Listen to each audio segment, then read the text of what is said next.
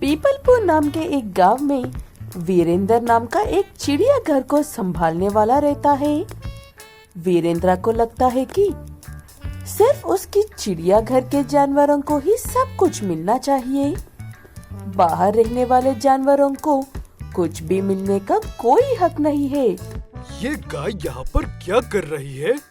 मैंने तुमसे कितनी बार कहा है इसे खेतों के पास ही छोड़कर आया करो। यहाँ पर ये गाय और वहाँ पर वो बिल्ली। आप मुझे बस एक बात बताओ कि आपको किस बात से दिक्कत नहीं होती है? इसी गाय का दूध पीते हो, लेकिन तुम्हें ये गाय नहीं चाहिए। मुझे नहीं पता ये सब बातें। जब मैं घर वापस लौटाऊंगा तब ये गाय यहाँ पर नहीं होनी चाहिए। ऐसे कहकर वीरेंद्र वहाँ से चला जाता है और यहाँ चिड़ियाघर में बिल्ली ने अपना एक घर बना लिया था। गुस्से में काम पर गया हुआ वीरेंद्र उस घर को तोड़कर बिल्ली को वहाँ से भगा देता है। बेचारी बिल्ली को कुछ भी समझ में नहीं आता है और वो वहाँ से चली जाती है।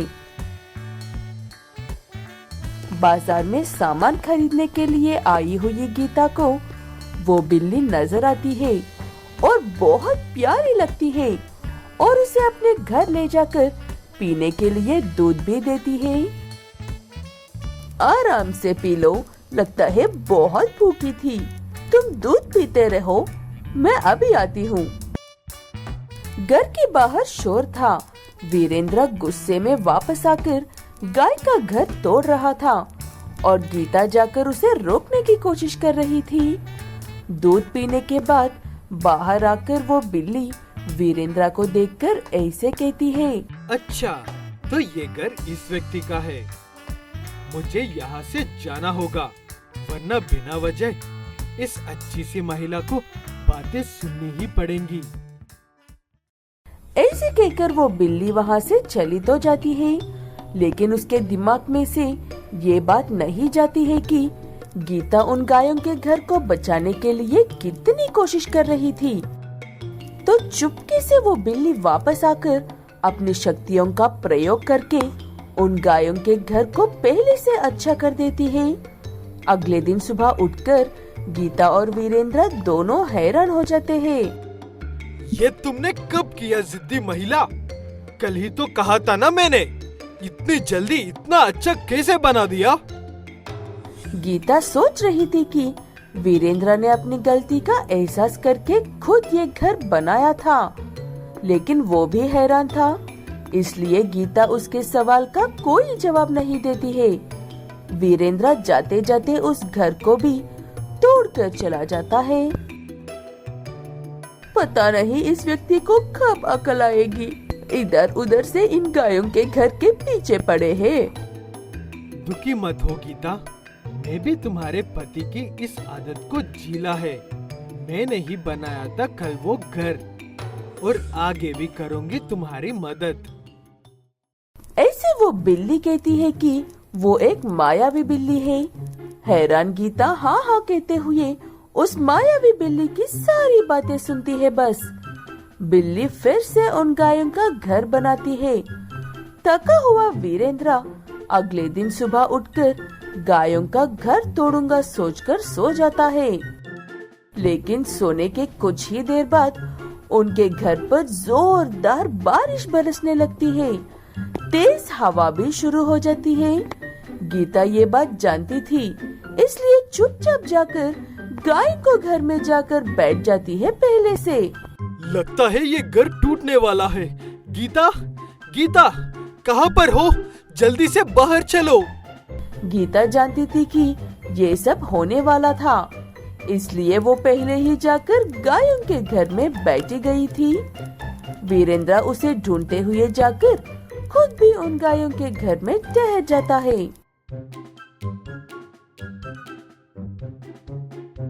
इस गायों के घर को कुछ भी क्यों नहीं हो रहा है, और हमारा इतना मजबूत घर क्यों टूट रहा है? तुमने गायों और बिल्लियों के बहुत से घर तोड़े हैं, इसलिए अब तुमसे वो बदला ले रहे हैं। माफी मांगकर दोबारा ऐसा नहीं करने का वादा करोगे तो शायद तुम्हें माफी मिल सकती है। बिल्ली भी सामने आती है और गीता की बात मानने में ही उसकी भलाई है कहती है। बिल्ली को देखते ही वीरेंद्र को उसके चिड़ियाघर की याद आती है और वो तुरंत ही उससे माफी मांगने लगता है। तुम तो वही बिल्ली हो ना? मुझे माफ कर दो। मैं जानवरों से प्यार तो करता हूँ, लेकिन सिर्फ अपने चिड़ियाघर के।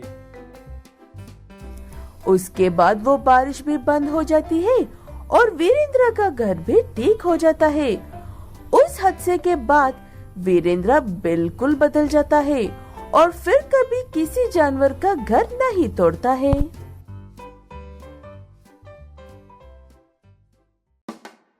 फुस्कीपुर नाम के एक गांव में हलवेश और किल्विश नाम के दो धनवान भाइयों का राज चलता है और इन दोनों भाइयों की आपस में बिल्कुल भी नहीं बनती है और इनकी इस आदत की वजह से गांव के आम लोग परेशान होते हैं। नहीं, आज तुम्हें हलवेश सेठ के पास जाना है काम पर, इसलिए आज तुम्हें इधर जाना है और मुझे उधर। ये कब हुआ? तुम अकेली ज्यादा काम नहीं कर पाती हो, इसीलिए तो हम साथ जाते हैं और मैं तुम्हारे हिस्सा का काम करता हूँ। इसी वजह से किल्विश को लगा कि तुम ज्यादा काम करते हो और उसने सुबह आकर ये बात बताई थी कि तुम्हें आज उसके यहाँ जाना है। हलवेश और किल्विश दोनों भाई लालची और कमीने हैं। उन्हें लोगों की तकलीफ नजर नहीं आती है, उन्हें बस एक दूसरे के ऊपर उठना आता है। लोग अकेले में एक दूसरे को अपनी तकलीफ सुनते रहते हैं काम के दौरान, और ये बात भी उन भाइयों की नजर में पड़ जाए तो एक मुसीबत ही है। क्या बात है गीलो भैया, आज यहाँ पर आए हो और अकेले क्यों आए हो? भाभी जी कहाँ पर हैं? तुम तो सब जानते ही हो ना भाई, हमारे हाथ में क्या होता है। वहाँ पर भी जैसे तैसे कर रहे थे, यहाँ पर बुलवा लिया। अच्छा, तो यहाँ पर मेरी बुराई हो रही है। तुम दोनों इस गुस्ताखी के लिए काम खत्म होने के बाद भी 4 घंटे ज्यादा काम करोगे। ऐसे कहकर हलवेश वहाँ से चला जाता है।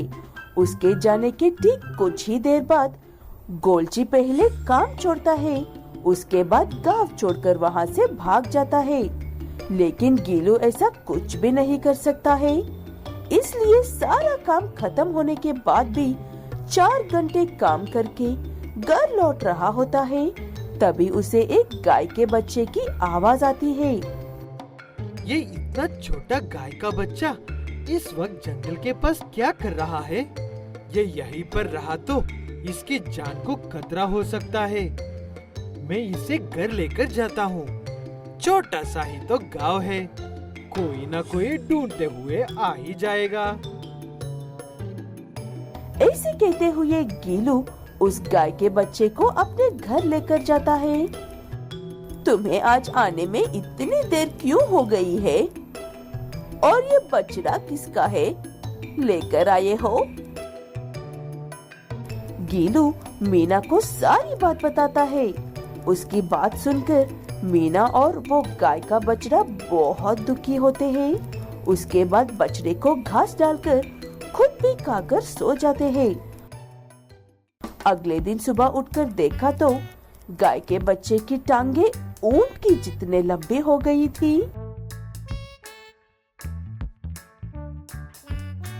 मैंने जो बच्चा लेकर आया था वो कहाँ पर है? और ये क्या चीज है हमारे आंगन में? सब कुछ तो वैसा ही है जी, सिर्फ टांगे लंबी हो गई है। ये वही बछड़ा है, पता नहीं इसकी टांगों को क्या हो गया है।